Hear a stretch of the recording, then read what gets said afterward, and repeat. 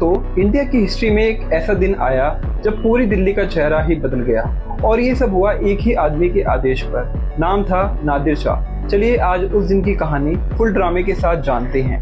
Picture ये है कि 1739 का साल, विंटर के बाद का मौसम और ईरान पर्शिया का सबसे पावरफुल एम्परर नादिर शाह अपनी आर्मी के साथ लाहौर करनाल की तरफ मार्च करता है। उसके सामने मुगल एम्परर मोहम्मद शाह की आखिरी तक भी थक चुकी थी। बैटल ऑफ करनाल में मुगल आर्मी बस 3 घंटे में ही टूट गई और एम्परर मोहम्मद शाह ने सरेंडर कर दिया। दिल्ली की चाबियां, उसके ट्रेजरर्स, सब कुछ नादिर शाह को दे दिया गया। फिर आया सबसे भयानक दिन, मार्च 1739। नादिर शाह ने दिल्ली में रॉयल वेलकम तो लिया, लेकिन फेट उतनी रॉयल नहीं थी। चांदनी चौक पर सुनहरी मस्जिद के पास एक अफवाह फैली कि शायद नादिर शाह को मार दिया गया है, लेकिन दिल्ली के लोगों ने पर्शियन सोल्जर्स पर अटैक कर दिया एंड उसी के वजह से नादिर शाह को इस बात का इतना गुस्सा आया कि उसने सीधा जनरल मैसेकर का ऑर्डर दे दिया। सिर्फ 6 घंटे में पूरे शहर को खून से लाल कर दिया।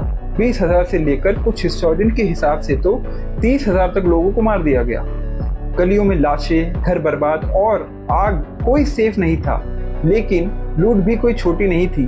Peacock throne, legendary Kohinoor diamond and करोड़ों की सोना चांदी, जेवर और दिल्ली की पुरानी हस्ती, सब कुछ लूट कर ले गया नादिर शाह। कहते हैं जो वेल्थ ले गया उससे पर्शियन एम्पायर ने 3 साल तक टैक्स ही नहीं लिया। हजारों आर्टिसंस, हाथी, घोड़े, सब कुछ खुद के साथ ले गया। इतना ही नहीं, मुगल एम्पायर की पॉलिटिकल औकात खत्म हो गई। दिल्ली वाले तो टूट गए, पर एम्पायर भी अब किसी भी इन्वेडर के अटैक के लिए खुला था। इसी खुले दरवाजे से घुसा एक और नाम, जिसका नाम था अहमद शाह अब्दाली।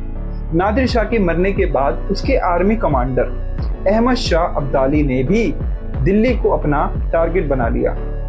1748 से 1767 के बीच वो टोटल 8 बार इंडिया इन्वेड करता है।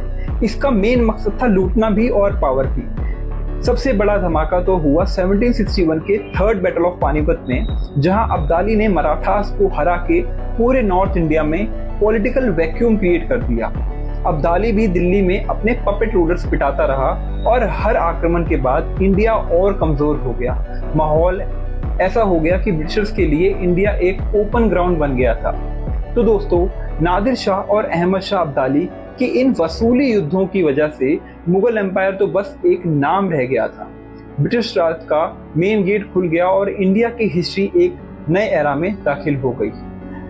इसी के साथ वीडियो को एंड करते हैं। Thank you so much.